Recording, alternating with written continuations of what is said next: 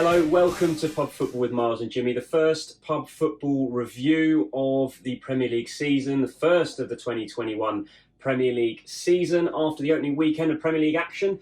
Not many upsets, I wouldn't say, just some weird performances is probably the best way to put it. Some teams look really lethargic, some teams look very, very good. Quickly run through the scores. On Saturday, the early kickoff, Fulham losing at Craven Cottage to Arsenal 3-0. Crystal Palace beat Southampton 1-0 in the 3 o'clock kickoff. Liverpool leads 4-3. What a game at 5:30. And then the late kickoff, West Ham pretty pitiful, going down 2-0 to Newcastle at the London Stadium. On to Sunday's games. West Brom being trounced by Leicester 3-0 at the Hawthorns, and Tottenham putting in a meek performance, losing 1-0 to Everton at the Tottenham Hotspur Stadium. Last night, Monday night, Sheffield United losing 2-0 at home to Wolves, and Brighton getting beaten 3-1 by Chelsea. Well, as always, we start with the first game of the weekend. Yes, good start, wasn't it? Very good performance from Arsenal. Fulham, a little bit of a wake-up call coming back into the Premier League. We both predicted them to finish bottom, and if they defend like that, they will. Yeah, agreed. It was a very, very good start from Arsenal. Confident win. Obviously scored early. It's nice to see Aubameyang score and Gabriel get a goal on his debut. Yeah, well, he's not a goal-scoring defender, No, he's not. And it was a free header that went through the goalie's leg. So, great finish. But yeah, I do worry for Fulham. Didn't look great. They are bringing players in. Yes, but, the one positive for Fulham fans is that back five, if you include the goalkeeper, is probably going to completely change bar Michael Hector. Yeah. You think they've brought in Areola to play in goal. Really good goal. Kenny Tett will come in at right back, much better than Dennis Adoy. Yeah. Ina, isn't it, the centre half? Chelsea's probably, well, actually no. He'll play.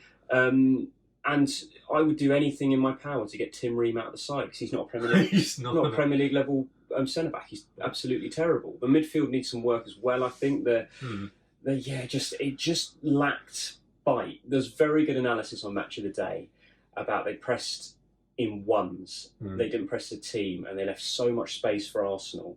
But in saying that, Arsenal used the space very well. Willian had a fantastic game, 3 assists straight away. Even El Neni looked good.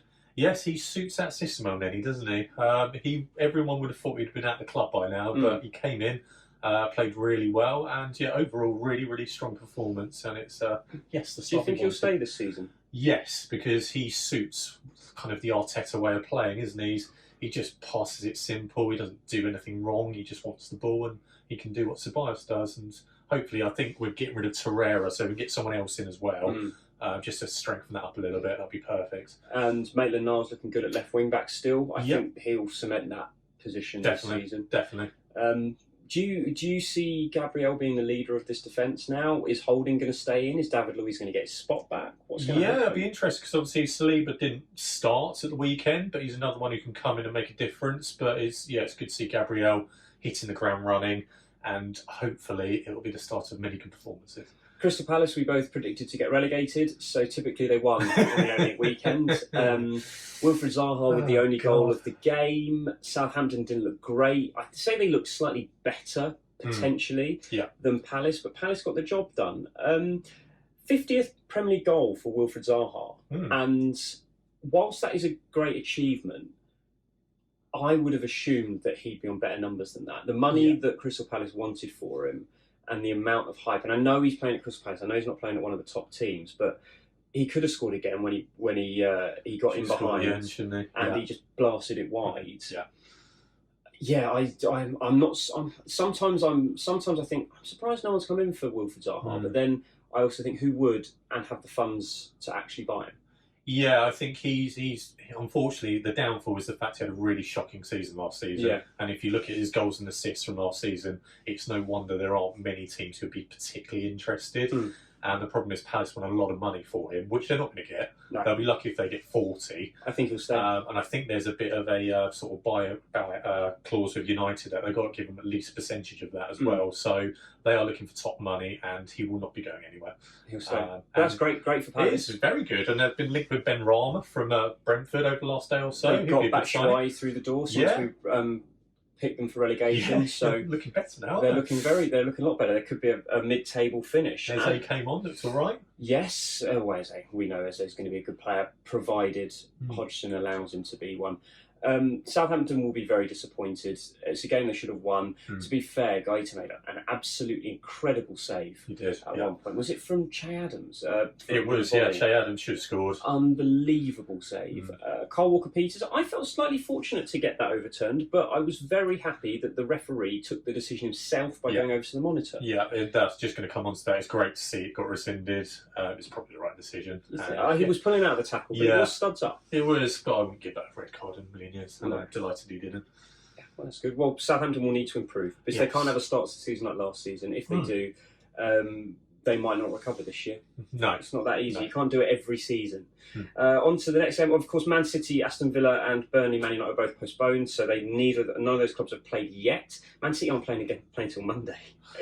Start their season. Liverpool Leeds.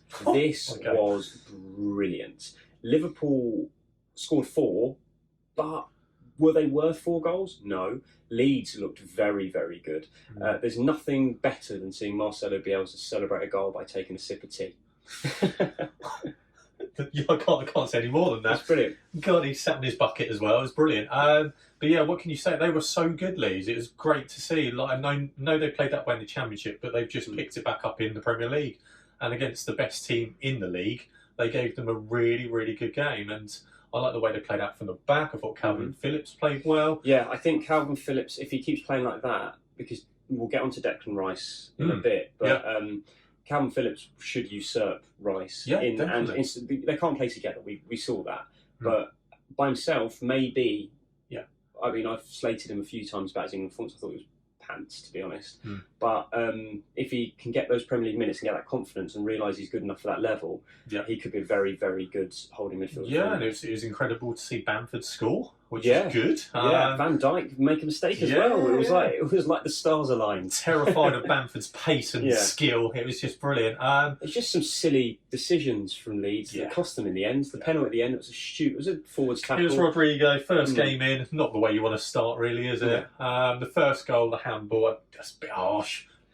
Also, can we just take a minute to just appreciate that the player who gave away the first penalty has the best name in the Premier League, Robin Koch. What are you up to this Saturday night? I'm just Robin Koch. And he cocked up. Never mind. There we go. But yeah, no, really, really good advertisement for the Premier League. Brilliant game of football, and annoyingly, Liverpool got the better of it. But Leeds play like that, they should be fine. Yeah, they will be. In saying that, Norwich had a cracking start to the season last season. So only one game. Very similar football. They beat Man City. They gave Chelsea a good run for their money. They were 5th or something after 5 or 6 games.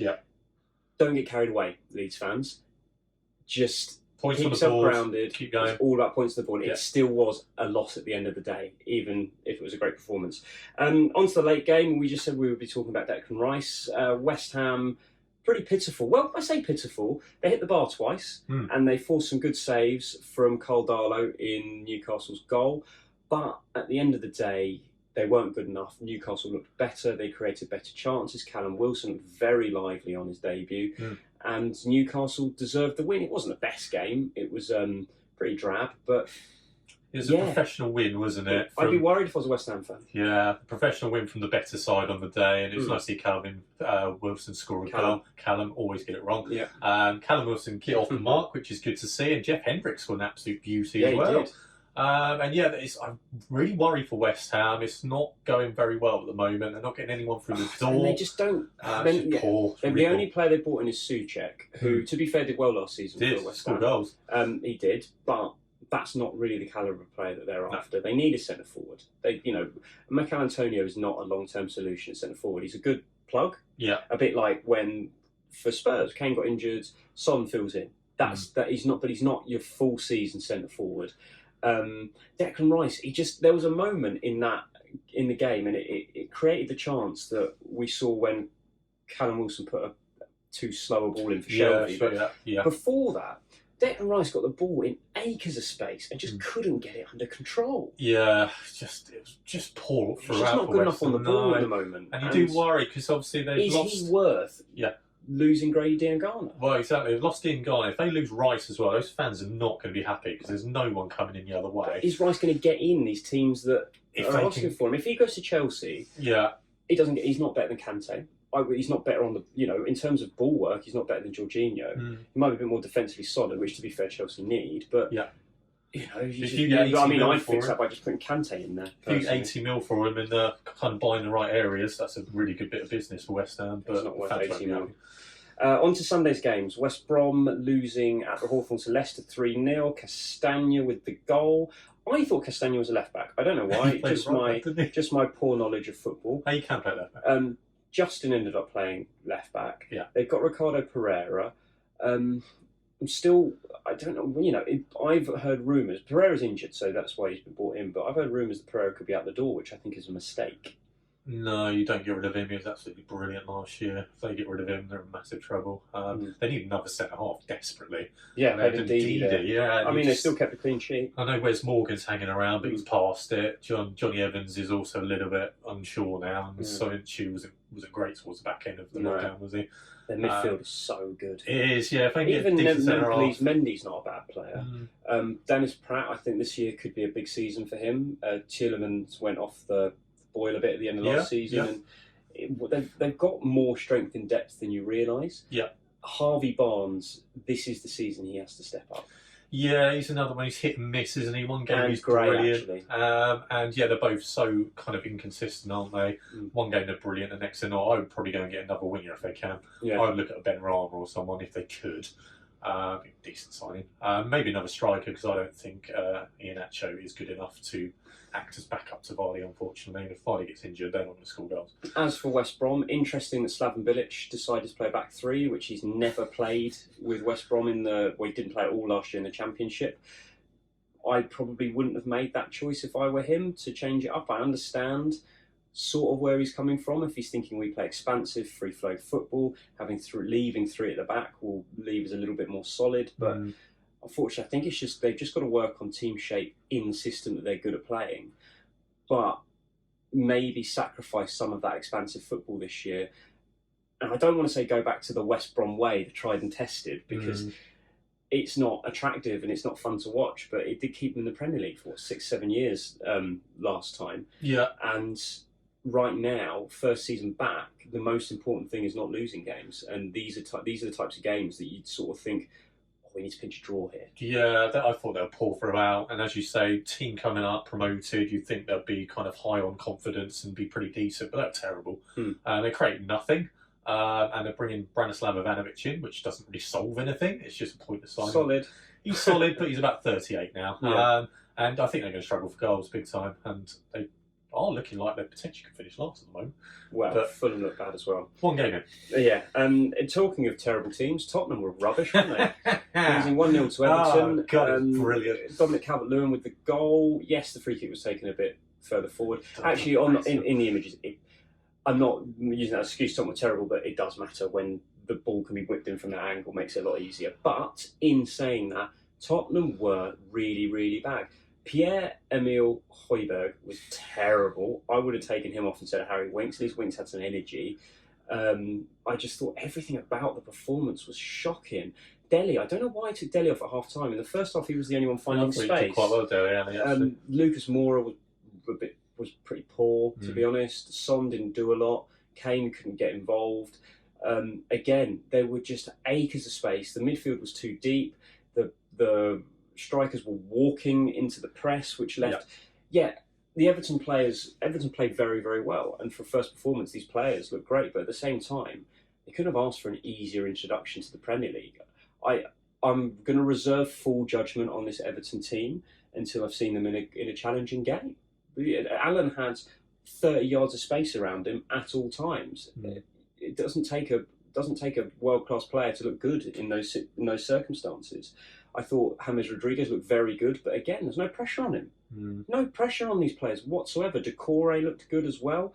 The player who most impressed me, and the player who I think this season's going to be brilliant because of the signings, is actually Andre Gomez.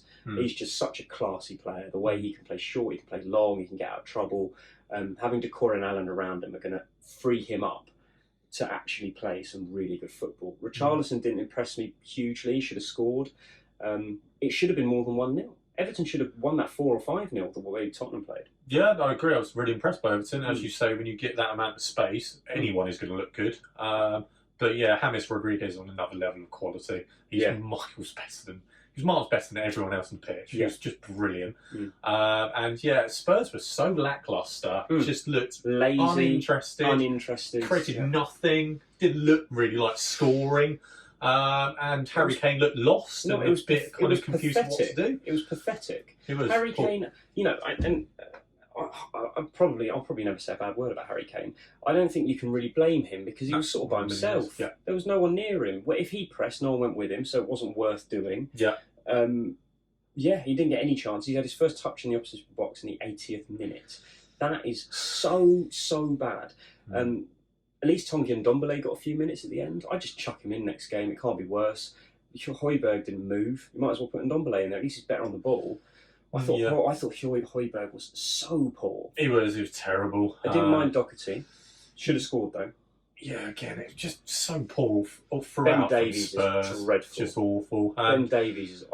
If I were Tottenham manager, I would sign the following: a centre back, a left back, a centre midfielder, probably an attacking midfielder, and a centre forward, and a winger. 6 players. It's like Lo Celso coming back in is going to help because we actually have someone who can get on the ball. Him and Winks would be better, but we don't. Højbjerg, if that's meant to be the answer to our holding midfield problem, that's not. Sorry, absolutely pathetic. Left back, Ben Davies is not the level to put Tottenham where we want to be. Ben Davies is a West Brom player, a West Ham player. Yep. He's not. He's not a top 6 player. No way. Never has been, and he won't be. It was a good backup option, but now Mourinho wants to use him as the first choice. I'm not having a bar of it. We need a backup striker. We should have gone for Ollie Watkins. We should have gone for Callum Wilson. We should have bought in one of these players. Danny Ings we're still going in for, but good luck. He's not going to want to be backup. Son needs to wake up a bit. If we can get Gareth Bale on loan, which has been touted, that would be a massive game changer. Yeah. But even then, if you've got no midfield behind them, they're not going to be very effective. And it's just, honestly, I hated it. Watching it was so frustrating. Oh, yeah, it's terrible. And I know it's only one game, and it will get better, but it was really, really poor. Really poor. And fair play to Everton. Really enjoyed watching them. Yeah. If they can get decent centre-half as well. Just one more centre-half, maybe a Tomori on loan. Yeah. They will be very, very strong. Michael Keane. Yeah. Once Holgate comes back from injury, he should be first choice. Yeah. I like Mason Holgate. Very good. Sheffield United Wolves.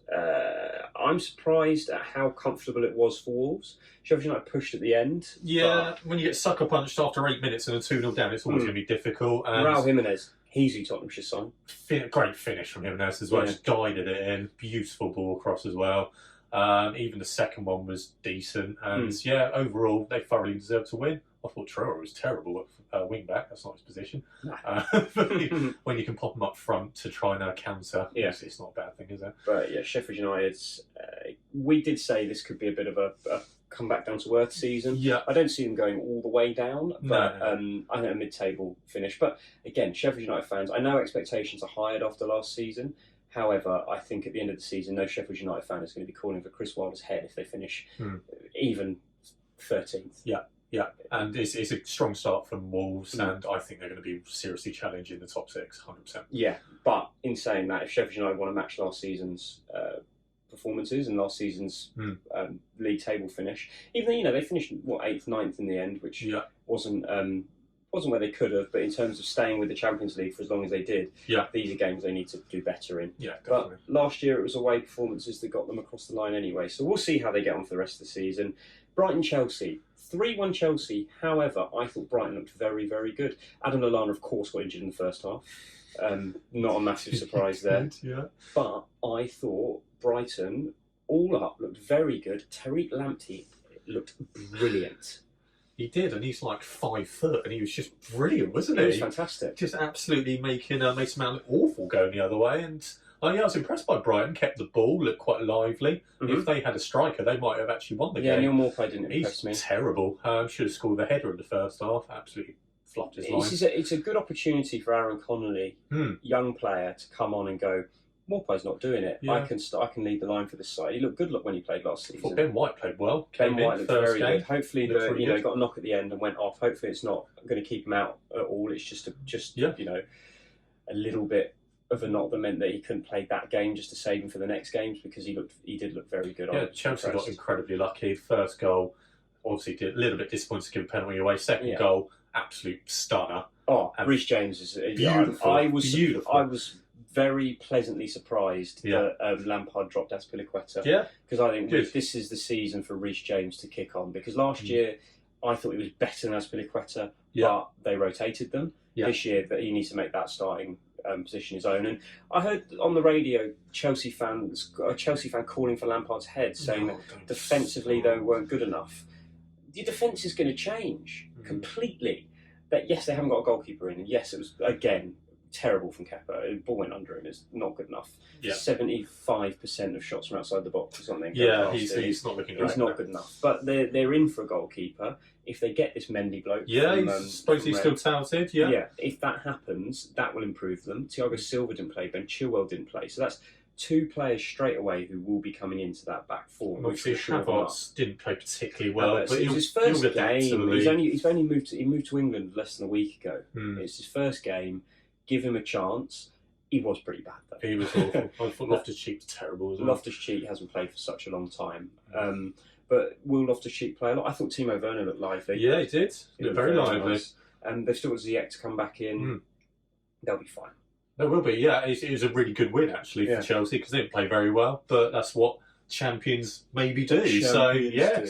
Grind it out, get the result.